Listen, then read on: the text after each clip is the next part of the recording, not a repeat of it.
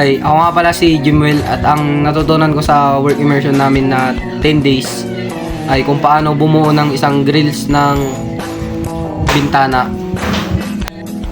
Sa umpisa pala, medyo mahirap kasi nga hindi ko pa alam, hindi ko kabisado. Binigay lang sa amin yung sukat ng grills. Hindi ko alam kung paano umpisahan, kumakapa sa dilim, parang ganun. Pero worth it naman kasi natutunan ko kung paano yung tamang pagsusukat, kung paano diskartehan yung pagbuo ng isang grills.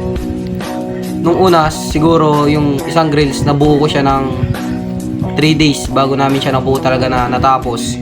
Kasi nga hindi ko pa alam kung paano i-divide yung mga grills, paano mabubuo yun. Pero naging maayos naman, natapos naman siya ng 10 days. Pagdating namin ng mga 5 days, doon medyo madali na lang lahat kasi natutunan ko na kung paano diskartehan yung mga sukat ng grills, kung paano ikakabit yung design niya, kung paano yung diskarte kapag ikakabit na siya sa bintana. Natutunan ko na yon. Tapos mga 10 days na, magti 10 days, siguro 7 days na kaming gumagawa. Natutunan ko rin pala kung paano diskartehan yung pag ikakabit mo na yung grills sa bintana.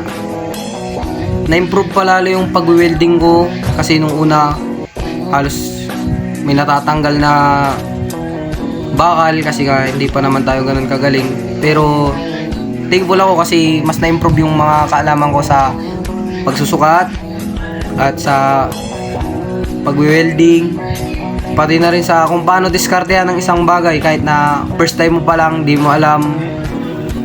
Kaya saludo ako sa mga welder na marunong na mag-estimate tapos diskartehan lahat ng bagay. Kaya sabi nga rin nila kapag may diskarte ka at tiyaga ka, lahat kaya mong gawin. Yun lang yung natutunan ko sa 10 days work immersion namin. Mas lalo kong napahasa ang aking talento sa pag-welding. Maraming salamat. Ako nga pala siguro, ang natutunan ko sa work immersion namin ay mas nasa akong nagpintura. Kasi nung unang try ko ng pagpipintura ay pangit ito at hindi maganda at puro pa bukol-bukol. Pero na nagtagal naman ay naging maayos na ang aking pagpipintura at naging maganda na ito. At natapos ko din yung 6 na grills na pinapapinturahan sa akin. At ang pangalawa kong natutunan ay ang paggamit ng metros. At ang pangatlo kong natutunan ay mas naasa akong gumamit ng grinder ng maayos. At tinuruan ako ni Jimwell ng mga basic step kung paano niya ginawa yung grills na ginagawa niya. At kahit papano ay natutunan din ako sa mga tinuro niya.